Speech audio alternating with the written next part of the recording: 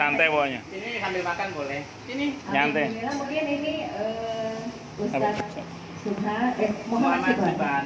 Muhammad Subhan ini yang pertama kali ke Garis nggak ya? Dulu pernah di rumah aku, mungkin pernah datang. Jadi ini kali kedua dengan kita. Iya, kali kedua dengan kita.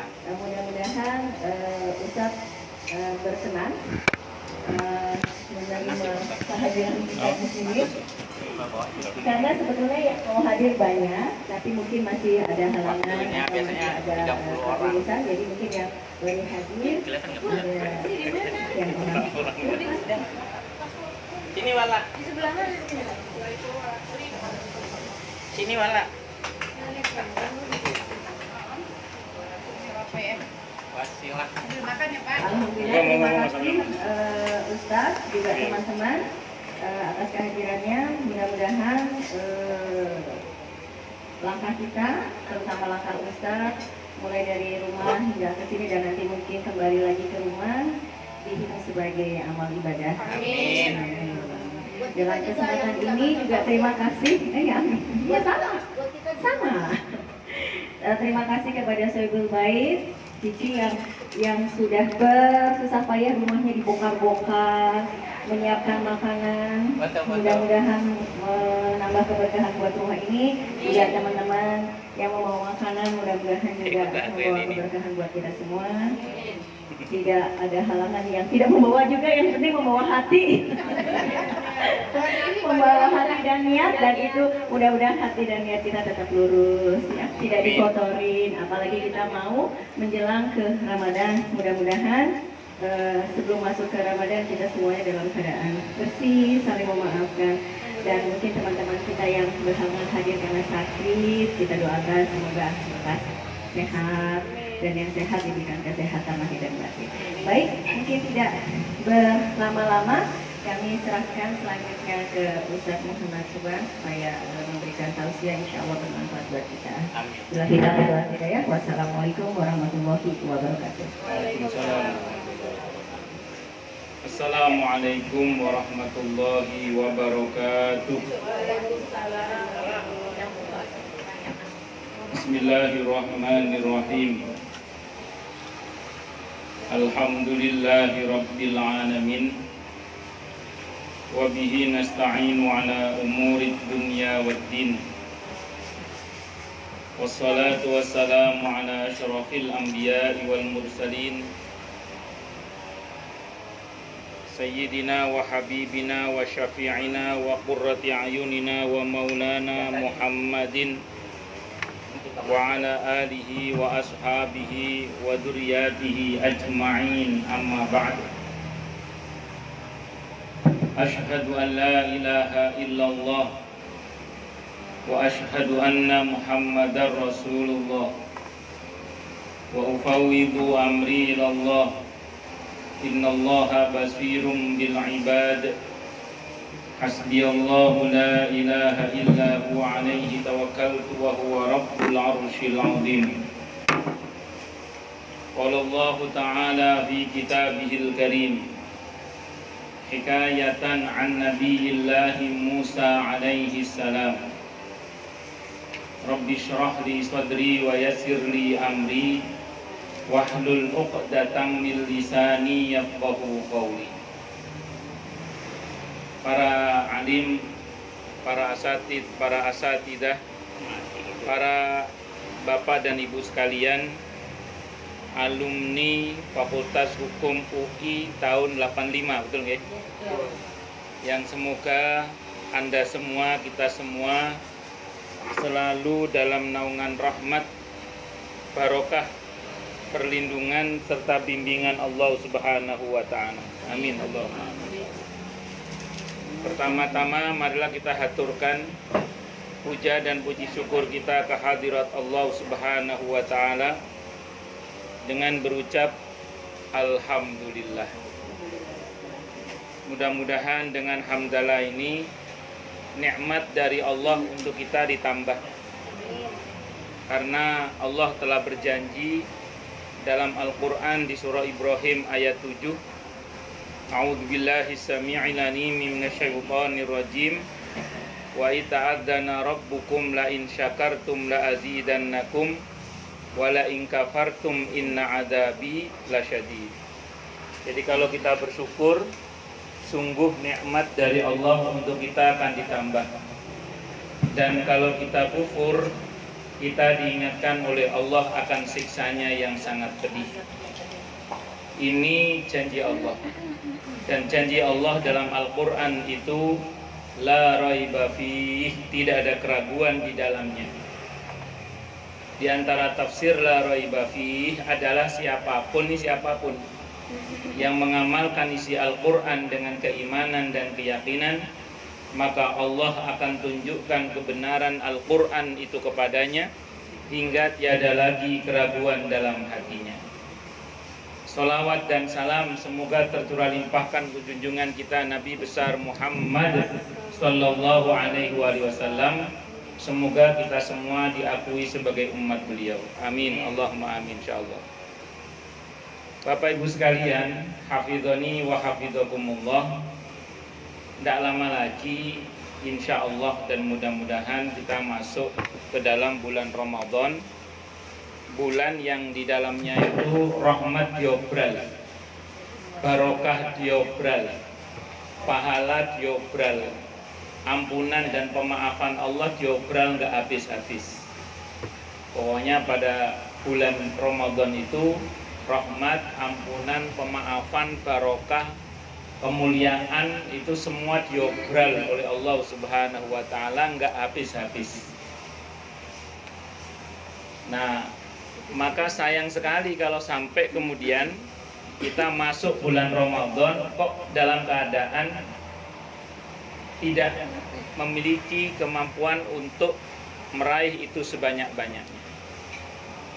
Maka dari sekarang kita berdoa kepada Allah Subhanahu wa taala, semoga Allah berkahi umur kita, lahir batin kita, kesehatan kita, sehingga Allah berikan kita ini kemauan dan kemampuan untuk beribadah kepada Allah Subhanahu wa taala dengan semaksimal mungkin, sehingga kita bisa meraih rahmat Allah semaksimal mungkin, barokah dari Allah semaksimal mungkin, pengampunan dan pemaafan dari Allah semaksimal mungkin, dan sehingga kemudian harapan kita pada tanggal 1 Syawal nanti kita termasuk orang-orang yang diwisuda oleh Allah sebagai wisudawan terbaik Ramadan dengan gelar muttaqin dengan nilai cum laude taqwa. Amin, Allahumma amin, insyaallah. Bapak Ibu sekalian, hafizani wa hafizakumullah. Di dalam Al-Qur'an, ini biasanya kalau bulan Ramadan ayat ini sering dibaca ya, yaitu surah Al-Baqarah ayat 183 ya. Ya ayyuhalladzina amanu kutiba alaikumus syiyamu kama kutiba alal ladzina min qablikum la'allakum tattaqun. Jadi ini Pak, kalau saya hidupkan terus tahu-tahu hilang. Kalau dimatikan nyalakan lagi bunyi. Ada apa? Ditaruh aja kali ya. Apa nggak pakai mic? Denger ya? Ya denger ya. Ya sudah denger wis. Ya. Ini bermasalah. Tes. Ini bisa. Bisa. Tadi juga bisa. Kan hilang. Ya wis.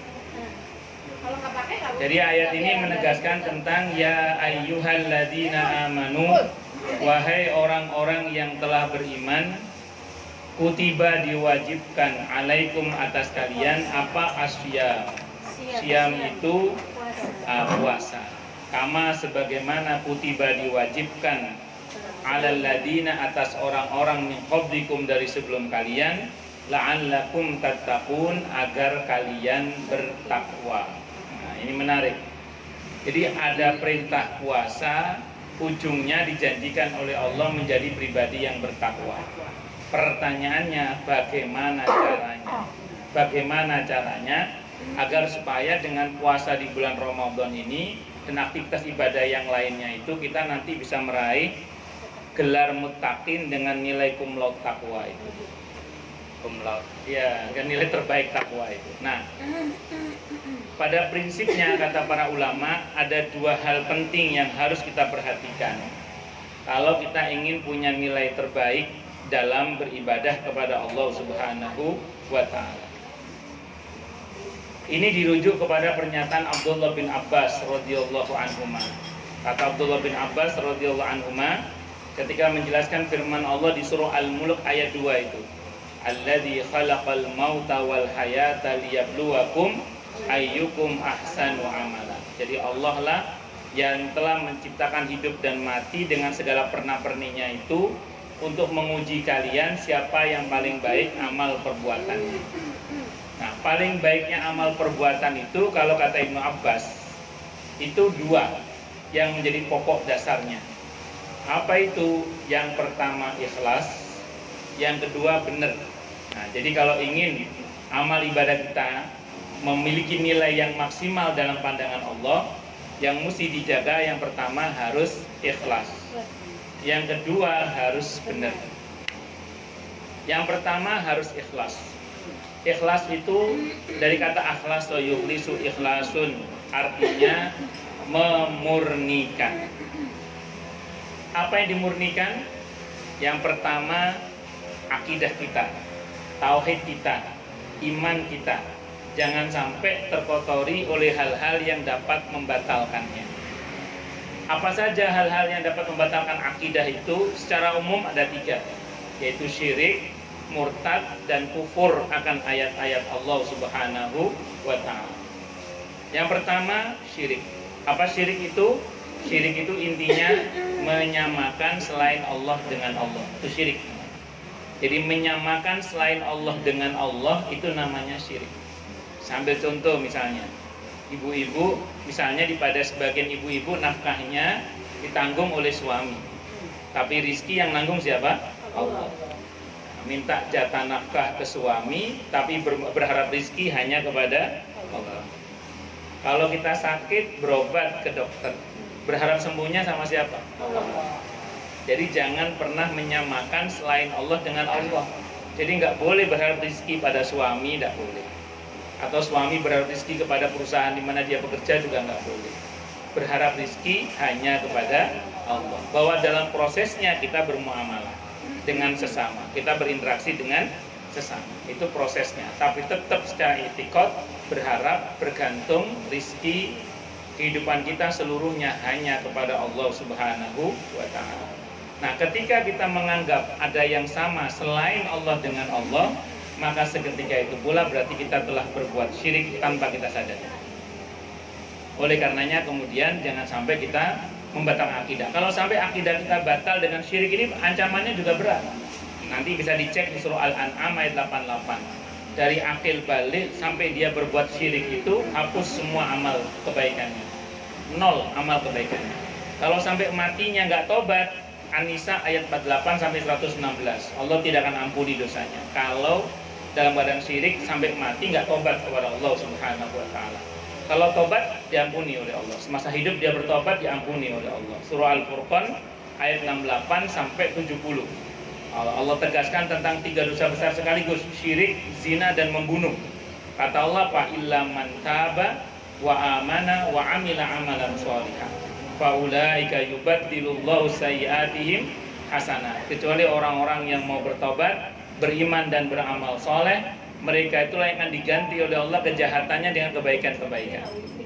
Asalkan mau tobat. Maka saya mohon maaf, barangkali di antara kita dulu pernah berbuat sesuatu yang melanggar akidah itu, mumpung masih hidup, segera bertobat minta ampun kepada Allah Subhanahu wa ta'ala supaya nggak nol kebaikan kita.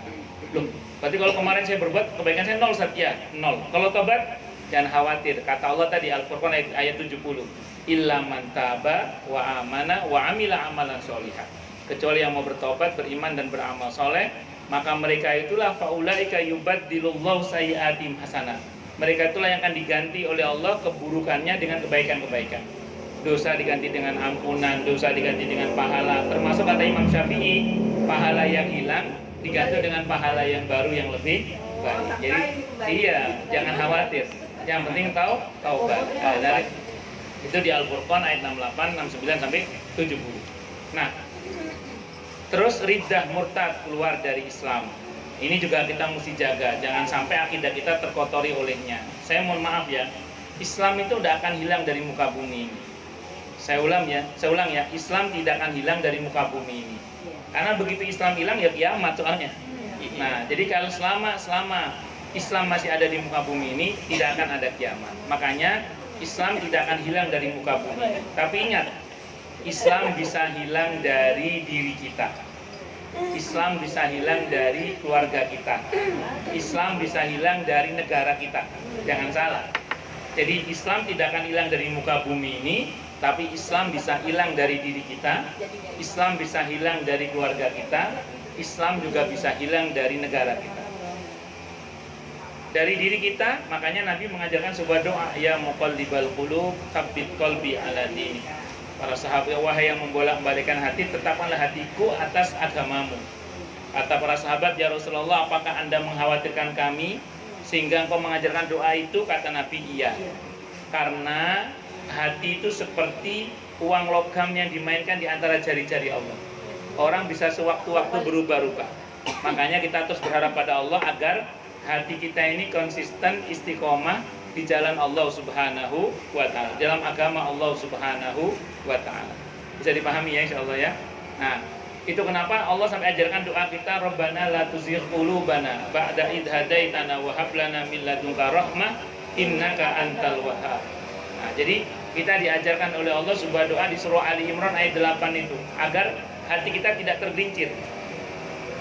Nah, Islam bisa hilang dari keluarga kita. Islam bisa hilang dari keluarga kita. Hati-hati, maka keluarga kita mesti kita bentengi juga. Termasuk dengan doa tadi, Rabbana la tuzigh qulubana ba'da idh hadaitana wa hab lana min ladunka rahmah innaka antal wahhab. Saya pernah ngisi kajian di Jatimakmur. Saat itu di Jatimakmur. Nah, saat itu ada seorang ibu-ibu yang mendekati saya. Ustadz, keponakan saya murtad. Astagfirullah. Kita doakan Bu semoga dapat hidayah. Amin. Selang berapa bulan kemudian ibu ini ngomong lagi, Ustadz, keponakan saya murtad. Yang kemarin Bu, bukan, ini yang lain lagi Ustadz. Sekarang yang berjilbab Ustadz yang murtad. Jadi yang murtad yang berjilbab. Jadi yang murtad itu yang berjilbab sekarang. Naksir cowok dari Manado, pindah agama. Nauzubillahi min syarri dzalik. Selang berapa bulan kemudian beliau cerita lagi, Ustadz, kemarin anaknya murtad, sekarang ibunya murtad. Nauzubillah min syarri dzalik. Ini kisah nyata. Jadi yang ada jamaah saya itu nanya ke saya, orang Jatimakmur, ngomong gitu ke saya. Itu yang saya terus bilang dalam hati, ya Allah, Islam memang tidak akan hilang dari muka bumi ini, tapi Islam bisa hilang dari diri kita, bisa hilang dari keluarga kita, bahkan bisa hilang dari negara kita. Jangan salah. Islam pun bahkan juga bisa hilang dari negara kita. Kalau kita pernah tahu Spanyol misalnya, Spanyol bukan separuh nyolong ya, Spanyol maksudnya. Nah, Cordoba ya. Cordoba, Spanyol itu negara di mana Islam pernah berjaya antara 6 sampai 8 abad. Karena Granada masih bertahan, setelah jatuhnya Spanyol itu Granada masih bertahan sekitar 250 tahun. Kurang lebih 6 atau 8 abad Islam berjaya di sana. Tapi apa yang terjadi? Kalau kita ke sana sekarang, itu umat Islamnya menurut data dari Wakasekjen MUI mengatakan itu umat Islam di sana tinggal 3%. Nah, dari umat Islam yang tadinya mayoritas menjadi minoritas. Jadi Islam itu bisa hilang dari satu negara, itu bisa. Nah, makanya kita harus terus menjaga iman Islam kita dengan doa, berharap kepada Allah untuk diri kita dan keluarga kita, terutama anak cucu kita juga, agar iman Islam kita dijaga oleh Allah Subhanahu wa ta'ala. Amin Allahumma amin insyaallah. Nah, ini diantaranya. Oh, suruh pergi jauh-jauh. Berisik. Oh, lanjut. Lanjut. Jadi singkat kata singkat cerita, baik saya ulang ya, jadi singkat kata singkat cerita, kalau kita bicara tentang masalah akidah, tidak ada pilihan lain, kita maksud banyak minta tolong, mohon pertolongan Allah Subhanahu wa ta'ala. Now,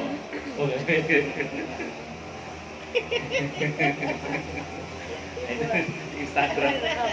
Baik. Terus kita lanjut. Ya, baik lanjut ya. Jadi nggak fokus. Galpok. Oh, lanjut. Itu pertama, syirik, yang kedua ridha murtad keluar dari Islam. Ancamannya sama, berat. Hapus amalan kita dari akil balik sampai murtad itu, kecuali dia bertobat kepada Allah Subhanahu wa ta'ala. Kemudian yang ketiga, kufur akan ayat-ayat Allah. Itu yang nonton 2 orang Kemang Pratama itu. Iya. Nanti Pak Ipul. Bukan, ya saya berteman dengan beliau di Instagram. Kalau ini di Facebook kalau ini. Nah, saya ulang ya. Jadi singkat kata, singkat cerita, yang ketiga adalah kufur akan ayat-ayat Allah. Kalau kufur akan ayat-ayat Allah itu intinya satu. Apa itu?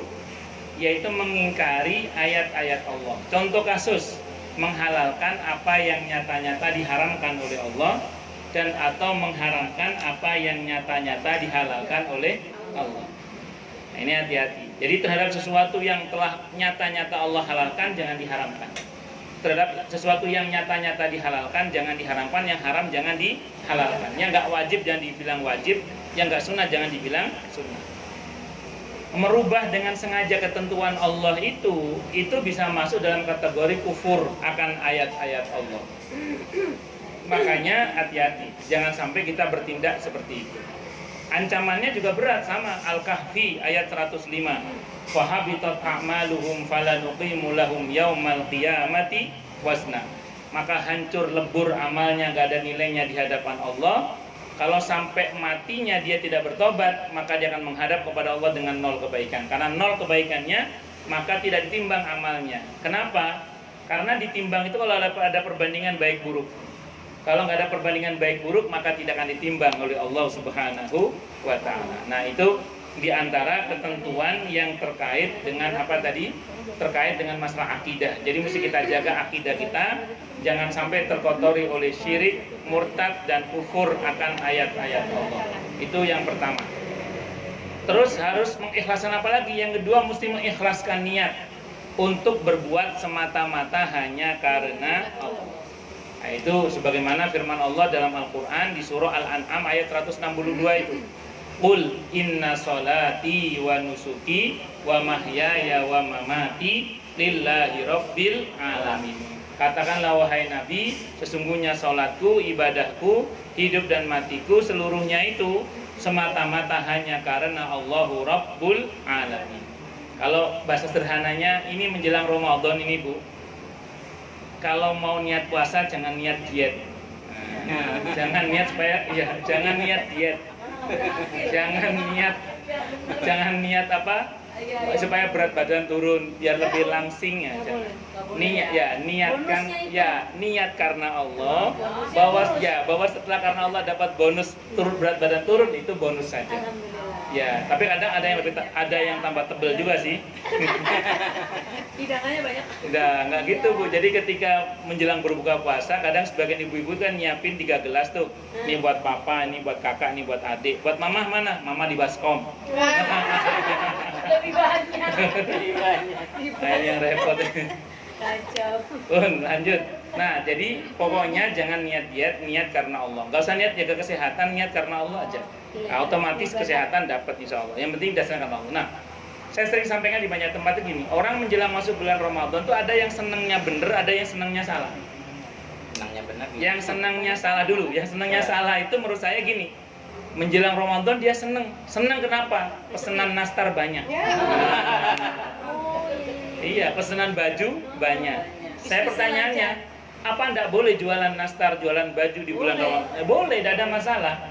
Tapi kalau kesenangannya itu orientasinya hanya materi ansih, nah itu yang kita sayangkan. Jadi jangan materi oriented gitu maksudnya. Silakan seneng dagangan laku, silakan, tidak ada masalah. Tapi kalau orientasinya hanya materi ansih, itu yang jadi masalah. Nah, terus seneng yang benar itu bagaimana? Seneng, ya Allah ini rahmat diobral. Ini pahala diobral, ampunan, pemaafan diobral, keberkahan diobral. Jadi kita seneng. Nah, karena kita seneng, maka kita berusaha untuk meraih semua itu semaksimal mungkin. Maka saya sering sampaikan juga begini, ini rumus ini ya. Kita kalau di bulan Ramadan beribadah hanya mengandalkan badan kita aja, mengandalkan badan kita ini aja dalam Ramadan, kayaknya sih tidak maksimal yang kita raih. Kenapa? Karena badan kita ini terbatas, kemampuannya terbatas, waktunya terbatas. Nah, kalau ingin maksimal dalam meraih pahala dan rahmat di bulan Ramadan gampang. Libatkan banyak orang, untuk beribadah kepada Allah, yang ketika mereka beribadah kita dapat bagian pahala yang sama dengan mereka. Jadi kita dapat bagian pahala yang sama dengan mereka. Pertanyaannya, bagaimana caranya? Ya gampang, ke masjid, kita bayar listrik masjid, kita bayar airnya masjid. Atau saya mohon maaf ya, sebagian kita kan kadang kalau bagi baju koko, baju sarung, baju koko sama sarung mukena, atau baju buat pembantu, itu kan menjelang Idul Fitri. Salah enggak salah. Cuman kalau kita baginya menjelang Idul Fitri, pakainya Idul Fitri, Pak. Pahalanya udah biasa. Kalau ingin pahala yang luar biasa, ini menjelang Ramadan bagi. Ini Pak, ini Bu, ini atau guru-guru ngaji, ini marbot masjid, imam masjid, kita kasihnya itu menjelang Ramadan. Sambil diwanti-wanti. Ini tolong ntar dibagi, tolong dipakai tarawih ya. Dipakai sholat ya, dipakai di bulan Ramadan ya. Sehingga harapannya apa? Harapannya gini, ketika mereka sholat di bulan Ramadan, baca Quran, i'tikaf, mereka beribadah kepada Allah dengan apa yang kita perbantukan tadi itu, termasuk masjid yang ramai karena kita yang bayar listriknya itu, sebanyak itu orang beribadah kepada Allah, sebanyak itu pula kita dapat bagian pahala yang sama dengan mereka. Itu bukan kata saya, Quran yang bilang. Di mana? Di surah An-Nisa ayat 85. Surah apa? An-Nisa. An-Nisa. Ayat berapa? 85. Nah, yaitu Allah berbunyi, "May yashfa' syafa'atan hasanatan yakul lahu nasibum minha." Siapa yang berikan pertolongan yang baik, maka Allah akan dapat bagian pahala yang sama dengan yang ditolong. Jadi Allah akan berikan bagian pahala yang sama dengan yang ditolong. Jadi orang yang menolong itu akan dapat bagian pahala yang sama dengan yang ditolong. Maka kalau kita ingin dapat bagian pahala yang sama dengan sekian banyak orang yang beribadah di masjid itu, kalau kita yang bayar listriknya, sehingga dia merasa nyaman beribadah kepada Allah, beritikaf, baca Quran, sebanyak orang beribadah itu kita dapat bagian pahala yang sama. Sekian banyak kita bagi baju kuku, sarung kepada sekian banyak orang yang beribadah dengan baju kita itu, selama itu pula kita dapat bagian pahala yang sama dengan mereka. Allah, makanya kalau kita cuma ngandelin badan kita, Pak, nggak maksimal. Apalagi terus nanti kita ngasih buka puasa bersama, ngasih sahur bersama, itu lebih maksimal lagi. Gak usah mulu-mulu lebih baik juga sih. Ya misalnya gini, udah pokoknya 10 kardus minuman saya yang jamin, 10 kardus kurma saya yang nyumbang misalnya. Ini misalnya mohon maaf ya, sederhana aja. Apalagi yang lebih dari itu. Nah itu pahalanya juga luar biasa. Allahu Akbar. Dan terutama di malam-malam qadar itu. Kan tidak semua kita di malam qadar bisa jadi sedang sholat. Gak semua kita sedang baca Quran. Bisa jadi sebagian kita pas malam qadar lagi bikin nastar tadi itu bisa jadi. Bisa jadi sebagian kita pas malam qadar lagi tidur. Bisa jadi sebagian kita pas malam qadar sedang pergi ke Malang, ke Jawa Timur lagi mudik misalnya gitu. Misalnya. Karena anaknya kuliah di Malang. Nah, dan seterusnya. Atau lagi mudik ke Belanda misalnya, karena anaknya kuliah di Belanda misalnya. Nah, jadi singkat cerita, bisa jadi pas malam qadar turun itu kita lagi tidak beribadah kepada Allah secara maksimal gitu maksudnya. Sementara masjid yang kita sumbang listriknya lagi dipakai i'tikaf, orang baca Quran, orang sholat. Sementara orang yang pernah kita kasih baju koko dia lagi ngaji. Sementara anak-anak yatim yang kita bantu lagi baca Quran. Kebayang nggak? Ketika mereka yang pernah kita bantu itu sedang berbuat baik karena bantuan kita, seketika itu kita dapat bagian pahala yang sama dengan mereka. Berapa pahalanya? Khairun min alfi syahr. Lebih baik daripada 1000 bulan. Nah ini makanya mumpung mau bulan Ramadan, dari sekarang tebar jala sebanyak-banyaknya. Oh gitu. Ustadz, dari tadi ngomongnya kok yang banyak materinya Ustadz. Bagaimana dengan kami yang maaf ya, yang uangnya nggak banyak? Ya fakta di lapangan kan, ya kan fakta di lapangan kan tidak semua orang, mohon maaf uangnya banyak. Iya. Nah, ya mungkin karena gajinya 8 koma, karena setiap tanggal 8 dia koma. Tanggal 8 dan koma. Ya, maaf misalnya mohon maaf. Maaf. Misalnya, maka jawabannya sederhana aja. Bagi orang yang tidak berharta, gampang. Di Al-Quran itu ada istilah kan, yahuddu ala ta'amil miskin, yaitu mendorong orang untuk memberi makan orang miskin. Maksudnya apa? Mungkin kita tidak punya uang banyak, tapi kita punya teman yang uangnya banyak. Kita colek di teman, ayo bantu dong masjid itu. Masa kamu uang banyak, nggak berkesempatan. Sayang loh, pahalanya gede loh. Misalnya, kita colek anak kita, mungkin ya colek anak kita, ayo nak berbagi nak, sana sumbang masjid. Atau misalnya kita punya saudara yang kaya, jadi kita orang yang tidak punya harta mendorong orang yang berharta untuk berbagi dengan masjid, dengan fuqara masakin, dengan orang-orang lain yang tidak berharta. Sehingga diharapkan dengan itu kita dapat bagian pahala yang sama dengan mereka. Nah, bisa dipahami ya? Ya, ini diantaranya. Ya, jadi saya ulang ya, harus mengikhlaskan niat untuk berbuat semata-mata hanya karena Allah. Satya, adik aku tuh. Ini selebritis nih Pak. Oh ya? Di TV sering kan? Guru besar. Oh ya? Ya, Oh saya nggak tahu saya. yang itu politik apa hukum tata negara. Oh. Ahli hukum tata negara. Oh iya. Saya gurunya profesor. Nah, saya kan gurunya profesor, guru yang ngaji saya kan ada yang profesor. Saya juga profesor tapi tampangnya nih. Bercanda Pak, Otaknya doang. kalau Bapak profesor asli, saya gurunya profesor asli. Ya terus Pak. Ya baik, monggo lanjut di dalam, di luar boleh bebas Pak. Beliau pakar tata negara. Oke, lanjut. Jadi singkat singkat cerita, kalau kita bicara tentang masalah keikhlasan, pokoknya jangan niat ikhlas karena Allah. Jadi semangatnya adalah semangat apa? Ini barokah diobral nggak habis-habis, ini rahmat diobral nggak habis-habis, ini ampunan pemaafan diobral oleh Allah nggak habis-habis. Malah kalau kita bicara pengampunan dan pemaafan Allah, terutama di malam-malam terakhir bulan Ramadan, itu potensial mendapatkan pemaafan dan pengampunan dan pemaafan sekaligus. Apa bedanya pengampunan dan pemaafan dari Allah? Kalau pengampunan itu dosa kita ditutup oleh Allah kasusnya. Kalau pemaafan, dosa itu dicabut sampai ke akar-akarnya oleh Allah. Makanya di akhir Ramadan kan ada doa yang Nabi ajarkan, Allahumma innaka afuwun tuhibbul afwa fa'fu anni. Itu bukan minta ampun, minta maaf itu. Itu fa'fu anni itu artinya ya Allah cabut dosa hamba sampai ke akar-akarnya. Nanya ke saya, Ustadz emang dosa itu ada akarnya? Maka saya jawab, di antara nama dosa itu adalah ismun. Ismun itu artinya buntut yang panjang. Kadang perbuatan dosa itu buntutnya panjang. Ada yang berbuntut pada masalah ekonomi, masalah rumah tangga, masalah kesehatan, masalah anak, masalah macam-macam. Nah, itu kalau kita berhasil meraih pemaafan, Allah cabut itu sampai ke akar-akarnya. Sehingga yang punya masalah jadi selesai dengan masalahnya. Anak jadi baik, orang tua jadi baik, mertua jadi baik, besan nggak cerewet lagi. Pokoknya beres semua lah pokoknya. Nah, singkat kata singkat cerita, masalah selesai. Itu kalau kalau diampuni kasus kita ditutup oleh Allah, ditutup. Di SP3-kan. Nah, di SP3-kan, dipeti S-kan. Jadi lebih bagus diampuni apa dimaafkan? Dua-duanya diperintah untuk kita meminta. Bu, kita dapat pengampunan Allah aja udah bagus. Dapat pengampunan Allah aja udah bagus, apalagi dapat pemaafan Allah. Jadi dua-duanya kita minta. Di dalam sholat kita minta dua-duanya.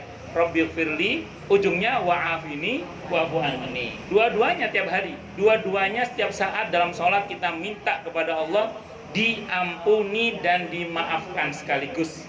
Nah, Ramadan potensial meraih pemaafan Allah itu 10 hari terakhir. Ketika di malam Qadar, Nabi mengajarkan sebuah doa, Allahumma innaka afuwun tuhibbul afwa fa'fu anni. Nah, itu dimanfaatkan dengan baik. Baik, itu terkait dengan Ramadan.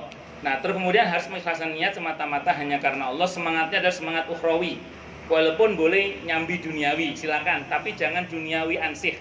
Ya kayak orang haji itu loh, ketika dia muter-muter mintanya dunia tok, kata Allah, mbok ya rob, jangan robbana atina fid dunya tok gitu loh kata Allah. Mbok ya robbana atina fid dunya hasanah wa fil akhirati hasanah wa qina adzabannar. Itu yang kedua, mengikhlaskan niat. Yang ketiga, mengikhlaskan amal. Mengikhlaskan amal itu bagaimana? Memurnikan amal dalam arti pada yang nggak boleh ditambah jangan ditambah, yang nggak boleh dikurangi jangan dikurangi. Misalnya semangat puasa sampai 1 Syawal terus puasa, nggak boleh. 1 Syawal haram puasa. Ya ada ya. Iya, kan semangat puasa 1 Syawal puasa, nggak boleh. Itu semangat puasa tapi nggak boleh sampai bablas. Kenapa? Karena bulan Syawal kita udah nggak boleh puasa tanggal 1 itu. Nah, terus kemudian yang kedua, yang nggak boleh dikurangi jangan dikurangi. Ada orang datang ke rumah saya, bilang, Pak Kiai, ini ada anak saya umur setahun setengah, zakat fitrahnya 1,5 kilo aja ya.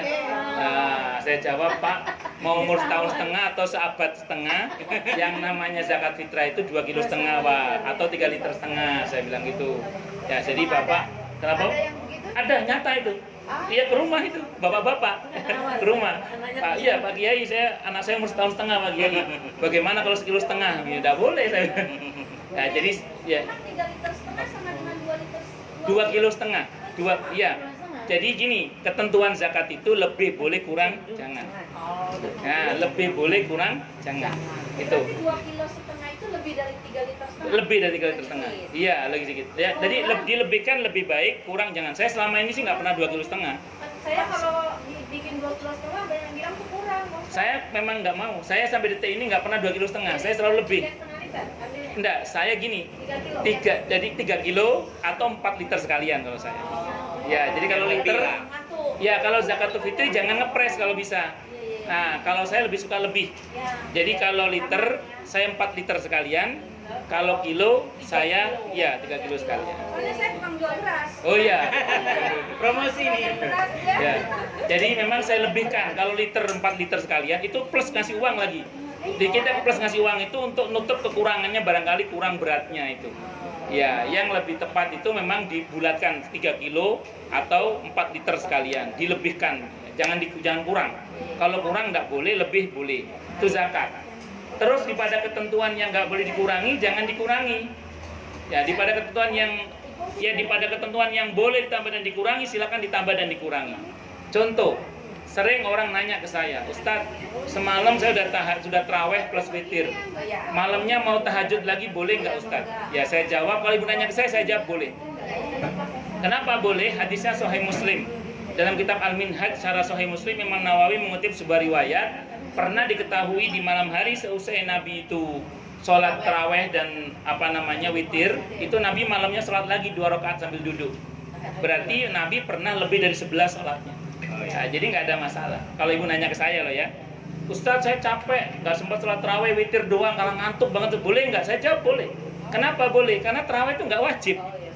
Andai kan dia hanya ambil witirnya aja, masih lebih baik daripada dia nggak sholat sama sekali. Kan itu yang Nabi wanti-wantikan kepada beberapa sahabat yang kerja keras, kemudian kerja kasar, sehingga capek pulangnya, kata Nabi, ya udah sholat paling nggak sebelum tidur sholat witir walaupun cuma 1 rakaat. Nah, jadi itu kalau udah bahasa usul fikihnya, ma la yudraku kullu la yutraku kullu. Kalau nggak bisa ngerjakan semua, paling tidak jangan tinggalkan semua. Nah, jadi singkat kata singkat cerita, begitu ketentuan di dalam Islam. Jadi rumusnya itu mengikhlaskan amal namanya. Jadi yang pertama ikhlas, yang kedua harus benar. Untuk benar ketentuannya 2. Yang pertama harus pakai ilmu, yang kedua ittiba, mengikuti sunnah Nabi kita Muhammad Sallallahu Alaihi Wasallam. Pertama mesti pakai ilmu. Kenapa mesti pakai ilmu? Iya, karena kullu man bi ghairi ilmin ya'malu a'malu mardudatun la tuqbal. Orang yang beramal tanpa ilmu, amalnya ditolak dan tidak diterima oleh Allah. Gimana mau diterima puasanya, sholatnya, kalau nggak ngerti ilmunya puasa dan ilmunya sholat? Maka harus tahu ilmunya. Dan orang yang beramal tanpa ilmu itu tidak akan mulia. Kenapa? Karena syarat kemuliaan kata Allah adalah di surah Al-Mujadilah 11, yarfa'illahu alladhina amanu minkum walladhina utul ilma darajat. Yang akan diangkat derajatnya oleh Allah adalah orang yang berilmu dan beriman sekaligus. Karena orang yang punya iman gak punya ilmu, hanya semangat beribadah tapi ngawur. Pengen dekat sama Allah malah tambah jauh dari Allah. Kenapa? Karena ngawur. Contoh, tahajud ngejos subuh kesiangan. Tahajud itu utama, setelah subuh jauh lebih utama. Nyumbang sana, nyumbang sini, bantu sana, bantu sini itu utama. Tapi kepada orang tua dan mertua itu jauh lebih utama. Karena ada orang itu bantu sana, bantu sini, Ramadan kan nyumbang sana, nyumbang sini, tapi orang tua sendiri miskin tidak pernah dibantu. Mertua sendiri miskin tidak pernah dibantu. Padahal itu jauh lebih utama. Jadinya berantem sama mertua, jadinya males sama teman-teman dermawan, sama anak istri pelit banget itu ada juga. Di sini nggak ada, tempat lain ada. Oh ada. Di sini nggak ada. Iya, tempat lain. Kalau ke teman-temannya dermawan, ke anak istrinya pelit banget. Oh, gitu. Padahal di sini enggak. Iya, di sini enggak. Jadi dermawan pada teman-teman itu utama, tapi kepada anak istri itu jauh lebih utama. Nah ini yang kadang orang salah. Kalau orang Jawa bilang itu nguber uceng kehilangan delep, ngejar ikan kecil kehilangan ikan besar. Pak Ipul Hernandez orang mana Pak? Orang Bukit Tinggi. Oh Bukit Tinggi. Ya. Istri orang Jawa. Di Jawa. Iya. Mas saya terjemahkan. Jadi nguber uceng kehilangan delep itu ngejar ikan kecil kehilangan ikan besar. Allahu Akbar. Jadi bisa dipahami ya intinya ya. Nah jadi harus pakai ilmu. Dan orang yang beramal tanpa ilmu itu rawan disesatkan oleh orang yang sesat menyesatkan. Loh, kok bisa begitu? Iya, saya mohon maaf. Di daerah Duren Jaya, Pak, dekat rumah Bapak, di daerah Duren Jaya, Aren Jaya, itu ada sekelompok orang tahun 2006, itu buka puasanya jam 5 sore, Pak. Ditegur sama orang masjid.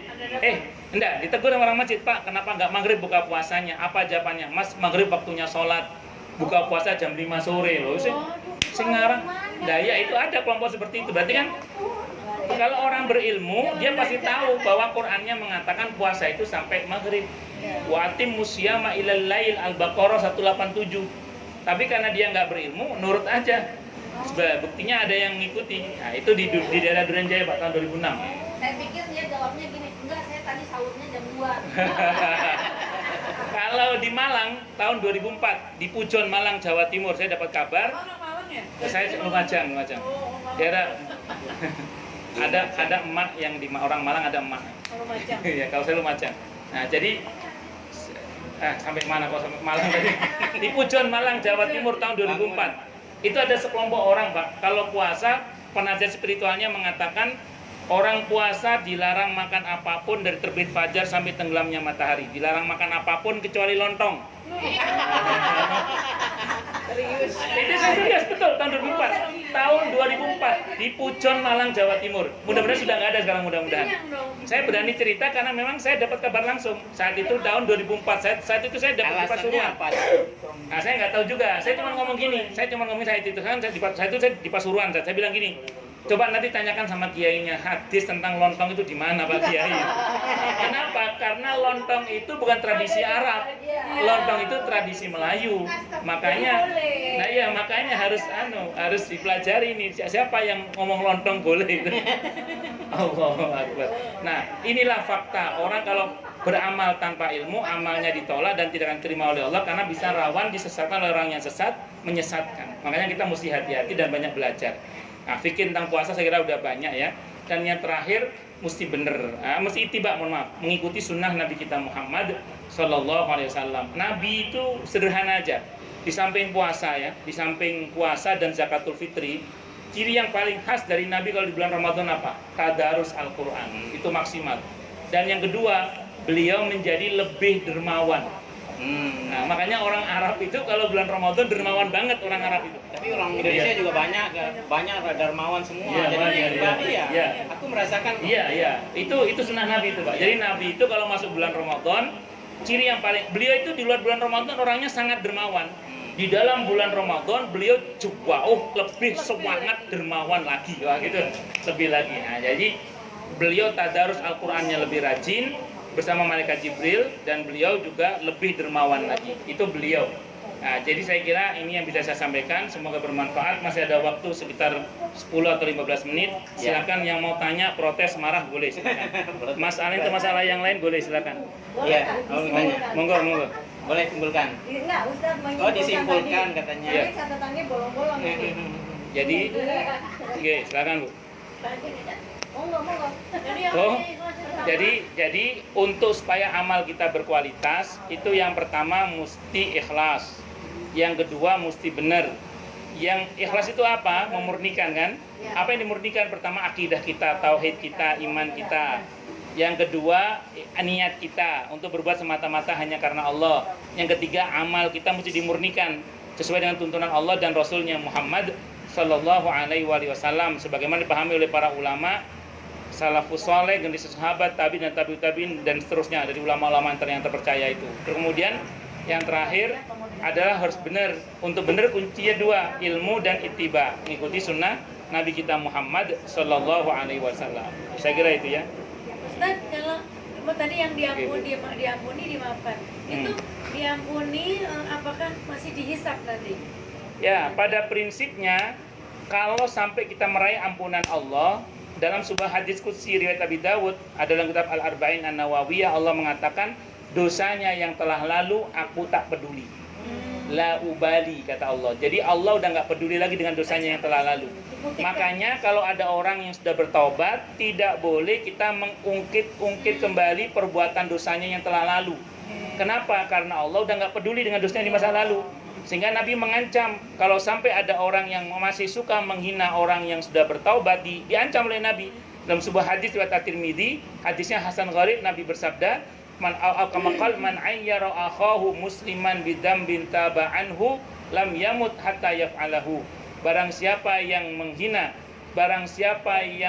saudaranya sesama muslim dengan satu perbuatan dosa yang dia telah bertobat darinya, maka yang menghina itu tidak akan mati-mati sebelum melakukan hal yang sama. Hadis ini menurut Imam Ahmad sahih maknanya, au kama qal. Jadi hati-hati, kalau ada orang udah tobat kok masih kita hina, maka orang yang menghina itu tidak akan mati-mati sebelum melakukan hal yang sama. Hadis riwayat At-Tirmidzi. Ya. Iya, makanya, aduh, Ustadz gimana dong? Kemarin kita udah keceplosan ngomong yang gak bener, taubat sekarang, minta ampun pada Allah. Semoga itu tidak terjadi pada kita. Karena hati-hati, makanya kita mesti jaga lisan. Ya, saya kira itu. Wallahu a'lam. Bisa, tapi kalau yang bersangkutan udah tobat, itu seperti itu. Kalau tobat gimana? Ya, yang kita serang bukan pribadinya, tapi perbuatannya. Nah, yang kita serang bukan orangnya, tapi bukan pribadinya, tapi perbuatannya. Balik lagi, Ya. Menyambung ya. Kita kan kadang-kadang manusia tempatnya hilaf. Betul. Dan kadang-kadang menghilafkan diri. Niat. Ya. Nah, Saya tahu itu. misalnya pas udah, aduh kita salah gitu ya Ustaz ya. Kemudian kita bertobat. Tetapi ya itu tadi tempatnya lupa hilaf, besoknya melakukan lagi gitu ya. Tobat Gitu lagi. yang tadi kan. Tapi dia sadar misalnya, ingat bahwa saya salah terus tobat lagi. Apakah itu diperbolehkan tobat berkali-kali? Baik, Ibu tahu tukang sapu? Ya. Tukang sapu itu menyapu lantai dengan kesadaran penuh bahwa besok lantai akan kotor lagi. Kita makan itu dengan kesadaran penuh bahwa besok akan lapar lagi. Kita cuci motor, cuci mobil dengan kesadaran penuh bahwa besok akan kotor lagi. Artinya gini, ketika kita bertobat kepada Allah, asal saat bertobat itu kita sungguh-sungguh minta ampun kepada Allah, kita diampuni oleh Allah. Bahwa namanya manusia ada saatnya di mana kita kadang kalah oleh dominasi nafsu dan syahwat, kadang kita kalah oleh dominasi kepentingan, kadang kita kalah oleh dominasi sistem atau kebutuhan dan lain sebagainya. Terkadang betul. Nah, pada saat kita kalah itu, ya kita harus mengakui, ya Allah, hamba jatuh nih. Terus kalau tahu jatuh ya segera bangun lagi, tobat lagi, minta ampun pada Allah. Terus kita sungguh-sungguh minta ampun pada Allah. Bahwa namanya manusia sekali waktu kita tadi alpa lagi, kita tobat terus. Nah, ini rumusnya. Jangan berhenti bertobat karena banyak maksiat. Tapi teruslah bertobat sampai bosan maksiat. Jangan maksiat jalan, tobat jalan. Ya, tapi begini, ini rumus. Jangan berhenti bertobat karena banyak maksiat. Tapi teruslah bertobat sampai bosan maksiat. Ini memang nggak ideal. Idealnya berhenti. Tapi saya mohon maaf, fakta di lapangan, sebagian orang terjebak tadi oleh sistem, kepentingan, dominasi nafsu dan syahwat, belum lagi hal-hal yang lainnya. Maka rumusnya, Allah Maha tahu siapa pada saat dia minta ampun, yang sungguh-sungguh minta ampun, dan yang pura-pura Allah Maha tahu. Dan Allah juga Maha tahu siapa yang membuat iktiraf, pengakuan di hadapan Allah. Ya Allah, hamba mohon ampun padamu ya Allah. Hamba mohon ampun padamu ya Allah. Hamba pengen berhenti tapi nggak bisa nih ya Allah. Tapi hamba pengen berhenti tapi hamba nggak bisa. Tolong ya Allah, ampuni hamba ya Allah. Allah Maha tahu, sehingga ada saatnya orang seperti itu akan dibuat oleh Allah, insya Allah mampu mengatasi perbuatan maksiatnya itu. Saya mohon maaf, saya mau tanya dan tolong jangan dijawab, nanti ketahuan belangnya soalnya. Saya mohon maaf, ada nggak di antara kita, tolong jangan dijawab ya, nanti ketahuan belangnya soalnya. Iya, ada nggak di antara kita 10 atau 20 tahun? Iya. Ada nggak di antara kita 10 atau 20 tahun yang lalu yang asyik banget dengan perbuatan maksiat tertentu, yang sampai kita mengatakan ini gue banget gitu, sehingga rasanya kita nggak mungkin meninggalkan perbuatan maksiat itu. Tapi sekarang dengan izin Allah kita enak sama perbuatan itu, bahkan kita malu kalau ingat. Nah, udah saya jawab ya. Kalau dulu saja kita tidak bisa keluar, tapi sekarang berkemampuan Allah bisa keluar, maka bisa jadi untuk dosa kita yang sekarang pun kita juga bisa terjadi yang sama. Maka rumusnya, jangan berhenti bertobat karena banyak maksiat, tapi terus bertobat sampai bosan maksiat. Catatannya saya ulang, Allah Maha tahu siapa yang serius minta ampun dan pura-pura minta ampun. Dan yang kedua, Allah Maha tahu siapa yang pengen berhenti tapi tidak bisa, dan dia membuat pengakuan di hadapan Allah ingin berhenti tapi tidak bisa. Nanti Allah kan ada saatnya Allah akan bantu dia untuk berhenti. Saya kira itu. Wallahu a'lam bishawab. Kalau saya ditanya orang itu nggak ideal, emang nggak ideal. Tapi daripada nggak sama sekali, karena begitu dia mengambil keputusan sebagaimana bisikan setan, udah nanti tobatnya nunggu tua. Ya kalau sampai tua, kalau nggak, nah mending tobat terus. Dan ini catatan penting lagi. Hadisnya dari Abi Dzar Al-Ghifari radhiyallahu anhu, ada dalam kitab Riyadhus Shalihin. Tidaklah dicatat sebagai seorang pendosa walaupun dia berbuat dosa sehari 70 kali selama dia masih mau beristighfar minta ampun kepada Allah. Tapi saya ulang, Allah Maha tahu lah siapa yang istighfarnya beneran dan siapa yang pura-pura loh ya. Nah, selama dia masih beristighfar minta ampun kepada Allah. Saat itu Abi Dzar dalam hati batin, apa ya 70 kali sehari berbuat dosa, dia tidak dicatat sebagai pendosa karena beristighfar kepada Allah. Nabi mengulangi perkataannya, demi Allah, dia akan diampuni oleh Allah walaupun Abi Dzar keberatan. Padahal Abi Dzar cuma ngomong dalam hati itu. Allah akan ampuni dia walaupun Abi Dzar keberatan. Nah, artinya kalau pakai ukuran manusia sih apa ya, tapi kan Allah nggak sama dengan manusia. Nah, saya kira itu. Wallahu a'lam bishawab. Silakan Bu. Artinya gini ya, kita tolong dijabarkan artinya tobat itu. Kan tobat itu kan diampuni, dimaafkan. Betul. Nah, setelah diampuni, dimaafkan, dosanya bersih. Begitu ya Ustaz ya? Iya. Nah, hubungannya dengan hisab itu seperti apa? Kalau sekarang misalnya orang udah tobat, berarti nggak ada menghisab kan untuk dosa yang lalu. Bagus. Sependek yang saya ketahui dalam beberapa riwayat yang ada, terutama tadi hadisnya Sahih riwayat Abi Dawud, orang kalau sudah bertobat kepada Allah dengan sungguh-sungguh, maka dosanya yang telah lalu Allah bilang, aku tak peduli. Dosanya yang telah lalu, la ubali, aku tidak peduli. Berarti Tidak ada hisab untuk dosa yang telah ditobati. pada saat keluar buku catatan, Dihapus oleh Allah. nggak ada sama sekali. Tidak ada sama sekali. Nah, hadisnya Sahih riwayat Abi Dawud. Hadisnya Sahih riwayat Abi Dawud. Kalau Qur'annya, Ibu bisa cek nanti surah apa namanya tadi? Al-Furqan ayat 70 tadi. Illa man taba wa amana wa amila amalan sholiha faulaika yubaddilullahu sayyiatihim hasanat. Kecuali orang-orang yang bertobat, beriman dan beramal soleh, maka mereka itulah akan diganti oleh Allah catatannya itu kebaikannya, keburukannya dengan kebaikan-kebaikan. Keburukan itu apa? Dosa diganti dengan pahala, dosa diganti dengan ampunan. Bahkan tadi pahala yang hilang diganti oleh Allah dengan pahala yang baru yang catatannya dirubah oleh Allah. Nah, itu seperti itu. Wallahu a'lam bishawab. Berarti Ustaz, kalau kan tadi saya sudah kita konfliknya taubat itu, harus lakukan sholat taubat. sholat tobat itu sebagai suplemen tambahan saja, tidak menjadi rukunnya tobat. Saya ulang ya, jadi taubat itu tidak harus sholat tobat. Sholat tobat itu hanya sebagai penyempurna saja. Iya, jadi yang pokok dari tobat itu adalah menyesal, berkomitmen tidak mengulangi lagi, dan meninggalkan perbuatan maksiat tersebut. Itu yang pokok dari tobat itu. Ya. Wajib sholat, gitu lagi. Kan tadi saya bilang, keledai tidak akan jatuh pada lubang yang sama 2 kali, itu keledai. Kalau kita kan bukan keledai, kita kan manusia. Ya, kalau kita kan manusia yang bisa jatuh pada lubang yang sama 10 kali ya, atau 10 kali atau berkali-kali.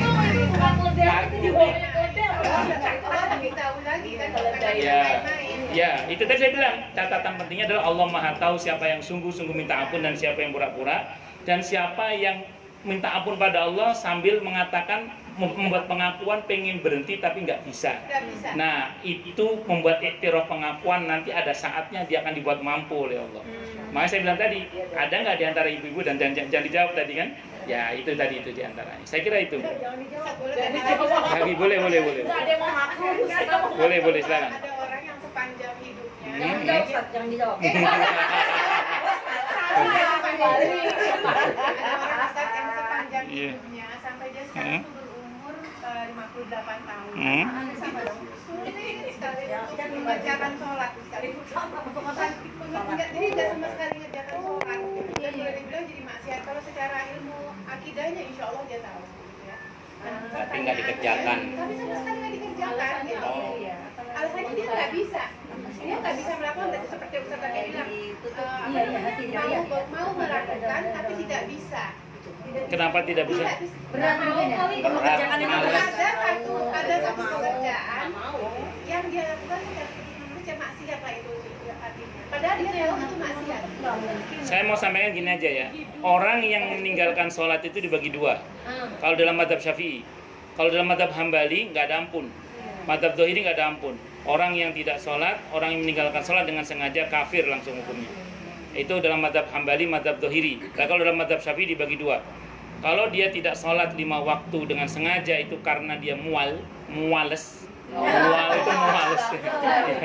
Mual itu muales, maka yang bersangkutan fasik dosa besar. Fasik dosa besar. Dan mohon maaf kalau nggak bertobat masuk neraka. Allah yang bilang itu. Ma salakakum fi saqar. Apa yang buat kamu masuk neraka sakor? Qalu lam nakum minal musallin wa lam nakun nut'imul miskin. Dulu kami tidak sholat dan dulu kami tidak memberi makan, tidak peduli memberi makan orang miskin.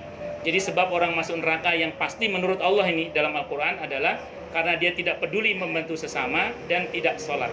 Jadi orang yang tidak sholat menurut ayat ini pasti masuk neraka. Satu dulu, ini bukan kata saya, kata Al-Quran. Nah kalau dia nggak tobat loh ya, kalau tobat insya Allah kembali masuk surga. Satu. Kemudian yang kedua, kalau dia tidak sholat karena mengingkari wajibnya sholat, apalagi meremehkan hukum sholat, maka seketika itu juga dia telah murtad, keluar dari Islam. Begitu dia meremehkan sholat, apa sholat itu nggak penting, ngapain kita sholat, buang-buang waktu aja, meremehkan sholat.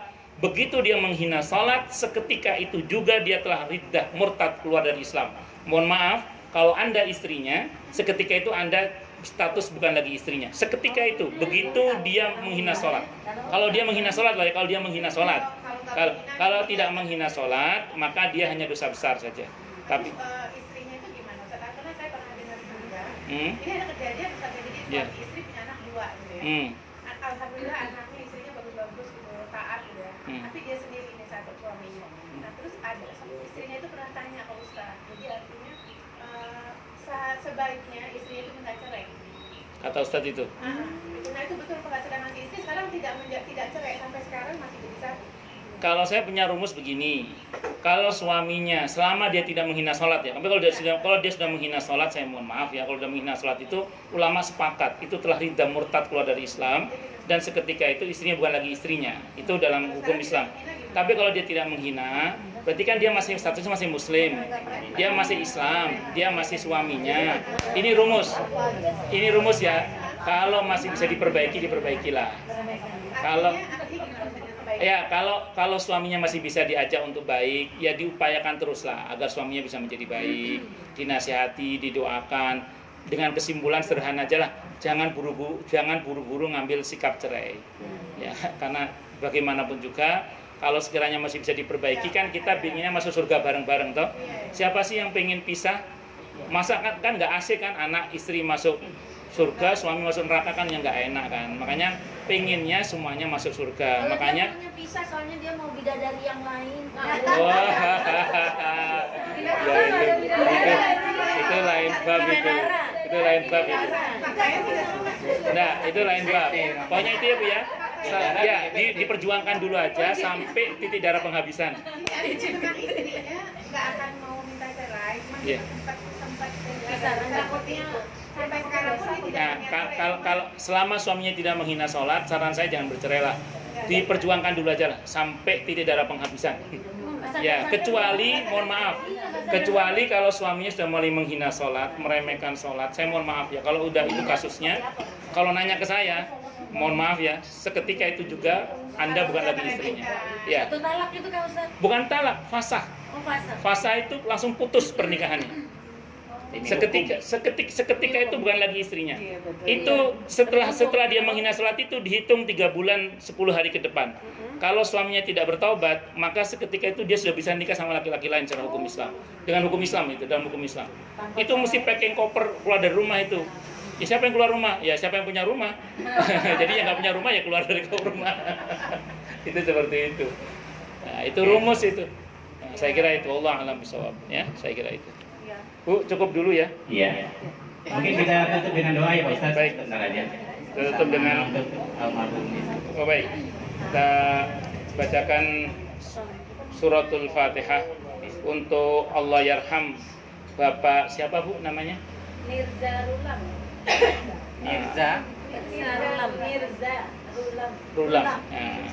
Nah, semoga beliau diampuni dosa-dosanya oleh Allah Subhanahu wa taala. Semoga dijadikan kuburnya itu raudhah miryadil jannah. Dan semoga keluarga yang ditinggalkannya